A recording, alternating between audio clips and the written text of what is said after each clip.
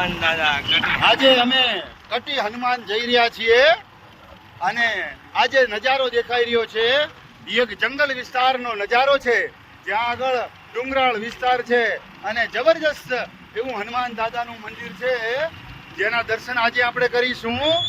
તો દરેક મિત્રો અમારા વ્લોગ સાથે જોડાયેલા રહેજો. અમે આ શિવાંગ ફેમિલી વ્લોગની અંદર તમને હનુમાન દાદાના એટલે કે કટી હનુમાન દાદાના દર્શન કરાવડાવીશું. પાછળનો રસ્તો છે, આ ચબૂતરો છે.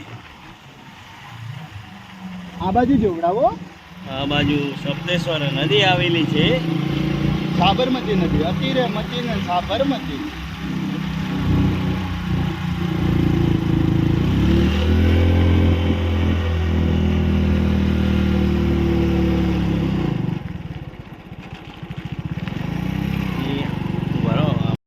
તો મિત્રો આ આપણે આવી ગયા હનુમાન દાદાના મંદિરની અંદર.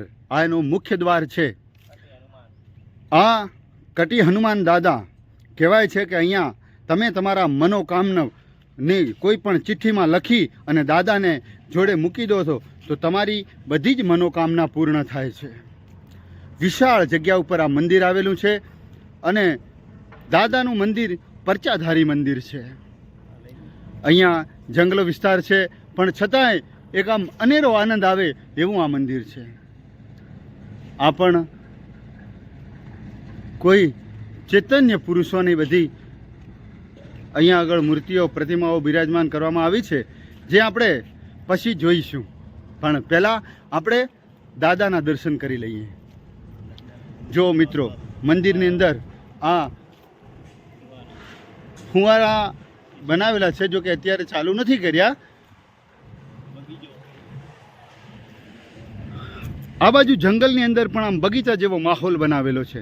અહીંયા દૂર દૂરથી લોકો દર્શન કરવા માટે આવે છે અને પોતાની મનોકામના માટે એક ચિઠ્ઠી મૂકીને જાય છે અને ચિઠ્ઠીના અંદર મનોકામનાઓ બધી લખેલી હોય છે અને દાદા અહીંયા પૂર્ણ કરે છે. તો મિત્રો આ છે હનુમાન દાદા એટલે કે કટી હનુમાન દાદાના સાનિધ્યની અંદર જવા માટેનો રસ્તો. તો આપણે દાદાના દર્શન કરીએ અને દાદાના દર્શન કરી અને આપણે પાવન થઈ જઈએ. જય શ્રી રામ, જય શ્રી રામ. તમે ભાઈ દર્શન કરીને આવ્યા? હા. અહીંયાનો મહત્વ શું છે એ તમને આમ થોડું ઘણું ખબર ખરી કે? એવું બહુ સરસ. આપણને અહીંયા આગળ એક ભાઈ કહે છે કે અહીંયા તમને આ મંદિર વિશે બે શબ્દો કહેશે એવા માણસ પણ અહીંયા આગળ છે.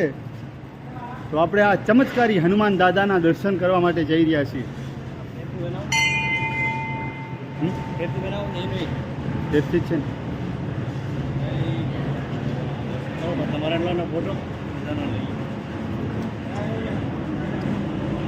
આ બધા દૂર દૂરથી શ્રદ્ધાળુ આવ્યા છે અને દાદા સૌની મનોકામના પૂર્ણ કરે છે. દેશભરની અંદર મંદિરો જોયા હશે પણ મિત્રો અહીંયાનું એમ કહેવામાં આવે છે કે એક ચિઠ્ઠી તમે મૂકો અને તમારી મનોકામના પૂર્ણ થાય છે. એ ચિઠ્ઠીનું પણ આગળ બતાવવામાં આવશે.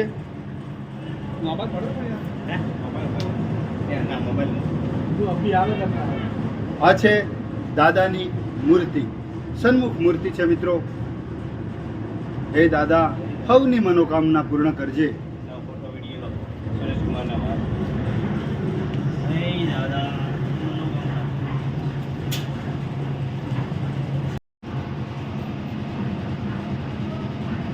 ચલો હનુમાન દાદાના દર્શન કરી લઈએ.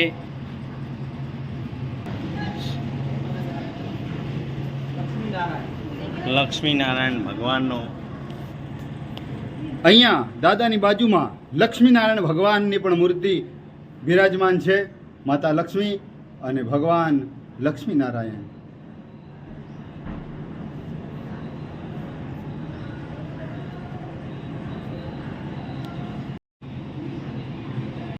આ છે હનુમાન દાદાની બીજી મૂર્તિ, જ્યાં આગળ દરેક લોકો સિક્કા ચોંટાડે છે. ભગવાનના મૂર્તિને સિક્કા ચોંટાડી અને પોતાની મનોકામનાઓ પૂર્ણ કરે છે. મિત્રો જો પણ કેટલા બધા સિક્કા ચોંટેલા છે. અમારા મહેન્દ્રભાઈ પણ સિક્કો ચોંટાડે છે દાદાને અને એમ કહેવાય છે કે સિક્કો ચોંટી જાય છે. જો સિક્કો ચોંટી જાય તો સમજી લેવાનું કે તમારું કામ સંપૂર્ણ સફળ થઈ ગયું. હાલો હું પણ જોઈ લઉં કે દાદાને મારા પ્રત્યે કેટલો પ્રેમ છે. જય દાદા. તમે પણ સિક્કો ચોંટાડી લો. બસ એ ચોંટી ગયો સિક્કો. માં એક રિદ્ધિ સિદ્ધિના દાતા એવા ગણપતિ ભગવાન પણ બિરાજમાન છે. અમારા અમિતભાઈ પણ દાદાને સિક્કો ચોંટાડ્યો છે. સુરેશકુમાર પણ શિવને જળ અર્પણ કરે છે. એમની મનોકામના પૂરી થાય, એમને ભગવાન સુખ સંપત્તિ અને બધી રીતે અખૂટ ભંડાર. ઓમ નમઃ શિવાય. ઓમ નમઃ શિવાય. કટીધામ કોટેશ્વર મહાદેવ મહેન્દ્રકુમાર પણ જળ અર્પણ કરી રહ્યા છીએ. તેમની તમામ મનોકામના પૂર્ણ કરે અને વિડીયો જોવાવાળા દરેક મિત્રની મનોકામના પૂર્ણ કરે. નારણભાઈ પટેલ જે કટીધામ જે હનુમાન દાદાનું મંદિર છે ત્યાં આગળ સેવા આપી રહ્યા છે, તો એમના મુખારવિંદ દ્વારા આપણે બે શબ્દ દાદાના વિશે સાંભળીશું. એ અત્યારે નદી કિનારાના કારણે તૂટી ગયું. હા. સણુજ નામનું ગામ હતું. સણુજ. સણુજ એના ગામના પાદરમાં આ મૂર્તિ હતી. એટલે અપૂજ હતી. હા. એટલે આ અહીંના જે સાધુઓ ખરા ને એ વખતના એ ત્યાંથી લઈ આવ્યા. હા. અને લાઈન મૂકી અને રાત્રે ગાયબ. હા હા. એ પાછી જે તે મૂળ જગ્યા પર જતી રહી. હા હા. અને પછી એ વખતના સાધુઓએ જ બહુ પેલા હોય ને જાણકાર જ હોય, જાણકાર એટલે એમને પછી વિધિપૂર્વક લાવી હા અને અહીંયા મૂર્તિ સ્થાપિત કરી દીધી. હા હા. એ વખત મંદિરે નહોતું. હા. ખાલી એક ઓરડી બનાવી હા અને અંદર મૂર્તિ મૂકી અને ત્યારથી આ ચમત્કારિક હનુમાન દાદા તરીકે ગણાય ચાલુ થઈ જાય. દાદાજી, આ ચિઠ્ઠી જે કહે છે કે ચિઠ્ઠી મૂકવાથી તમામ સંપૂર્ણ કામ થઈ જાય છે, તો એ દાદાને કોઈ પહેલાં કોઈએ મૂકેલી જેથી કોઈને ખબર પડી હોય એવું? એ અંદર જે છે ને દાદા, હા, ધુંધળીનાથ દાદા. ધુંધળીનાથ દાદા એ આ બલરામ દાસના ગુરુ હતા. બલરામ દાદાના ગુરુ હતા. દાસના ગુરુ. હા.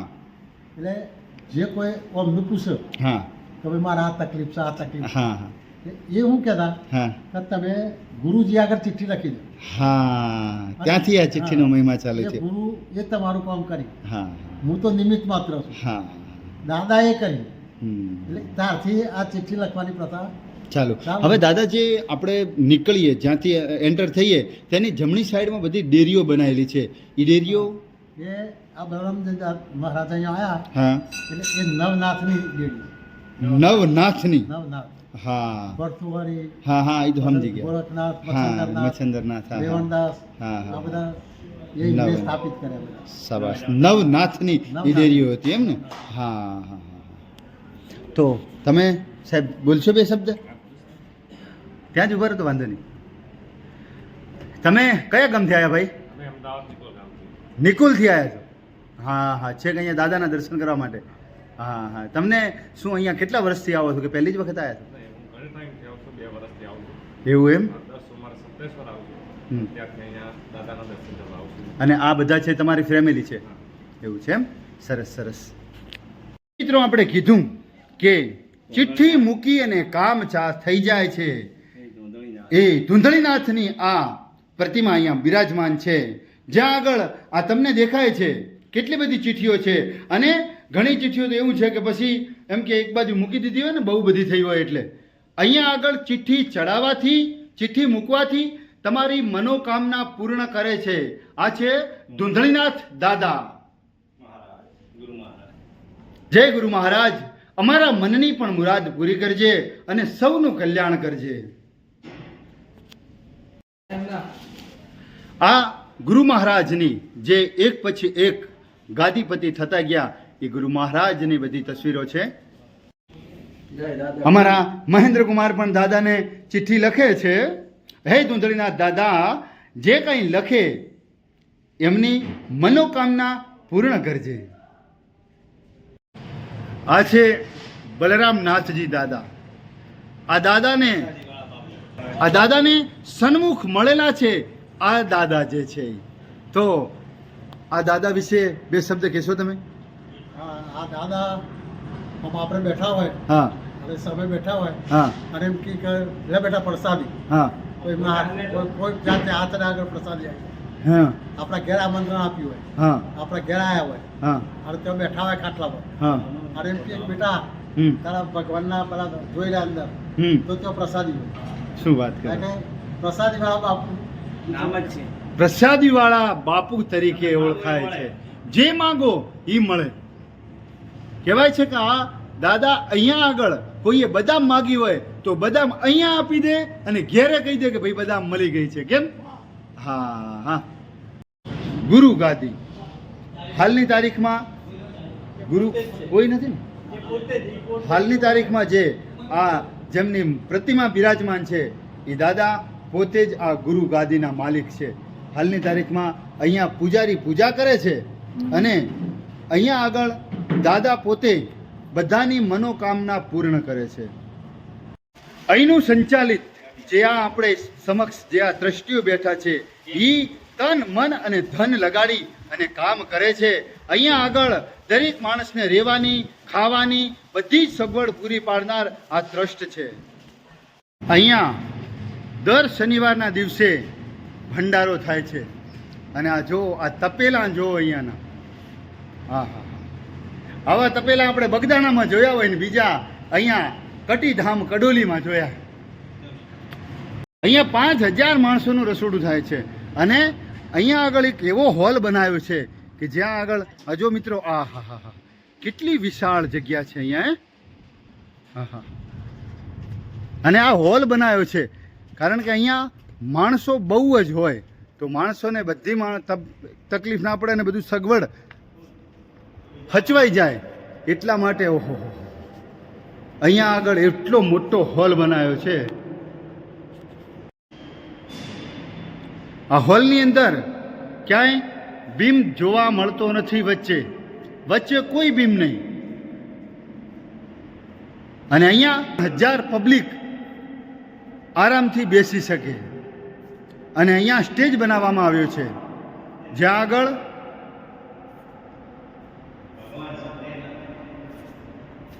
ભગવાન શ્રી રામનો ફોટો છે, મા સીતાનો ફોટો છે અને અહીંયા હનુમાન દાદા પણ છે. આપણે જોઈએ,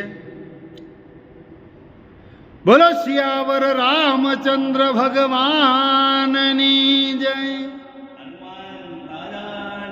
કટીધામ હનુમાન દાદાની જય. અહીંયા આગળ પાણીની સગવડ કમ્પ્લીટ છે. ખરેખર ટ્રસ્ટોને પણ ધન્યવાદ દેવો જોઈએ કે અહીંયા આગળ બધી જ સગવડો પૂરી પાડે છે. આ ભાઈ અહીંયા તમે સેવા કરો છો? સરસ. ટ્રસ્ટ ચલાવો છો એમ? કયું ગામ તમારું? કડોલી. કડોલીના જ છો એમ? સરસ સરસ.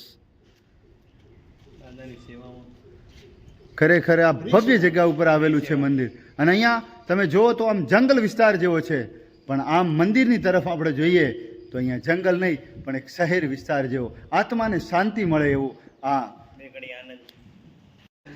દાદાના દર્શન કરવા આવેલા યાત્રીઓને કદાચ મોડું થઈ ગયું હોય અને જો અહીંયા આગળ રોકાવું હોય તો અહીંયા આગળ એસીવાળી રૂમો આ ટ્રસ્ટીઓએ બનાવડાવી છે કે યાત્રાળુને કોઈ તકલીફ પડે નહીં.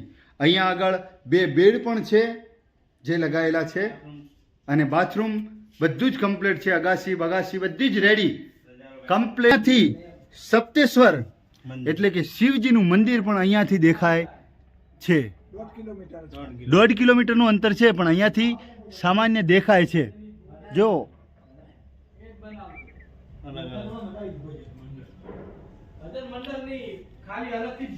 આ હોલ છે. ખરેખર ટ્રસ્ટીઓને પણ ધન્યવાદ દેવો જોઈએ કે આ જંગલ વિસ્તારની અંદર એટલો માહોલ સરસ ઊભો કર્યો છે અહીંયા અને દાદાની પણ કૃપા અહીંયા બહુ જ છે. ની અંદર પૂજા કરે છે આ બાપજી આપનું નામ? દિનેશ મહારાજ. અને અહીંયા દાદાના મંદિરની અંદર કેટલા વર્ષથી છો? 2 મહિનાથી અહીંયા સેવા કરે છે અને દાદાના પૂજારી છે અને બધાના આ દાદા સંપૂર્ણ દુઃખને હરી લે. બદામવાળા બાપુ એટલે કે પ્રસાદીવાળા બાપુ બલરામજી બાપુનું આ મંદિર છે. અહીંયા પ્રતિમા એમની સાક્ષાત મૂર્તિ બિરાજમાન કરવામાં આવી છે.